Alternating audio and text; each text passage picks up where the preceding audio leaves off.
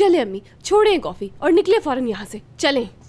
अच्छा जी, कतर से आई हुई ये खातून अब रवाना होती है। चलें। हेलो भाई, मैं खुद ही आ गई। अज़मी साहिबा, माफ़ी चाहती हूँ, मैं दरवाज़ा खुला हुआ था तो मैं बगैर इजाज़त अंदर आ गई, माफ़ी चाहती हूँ। मुराद सर आपकी तरफ गए थे, मिले नहीं क्या? नहीं तो बेटा। आपसे तारुफ नहीं हुआ, कौन है ये? जी जी, मैं तो भूल ही गई। मैं मुराद की दादी जान हूँ, अज़मी सरसलमाज। और आपकी तारीफ?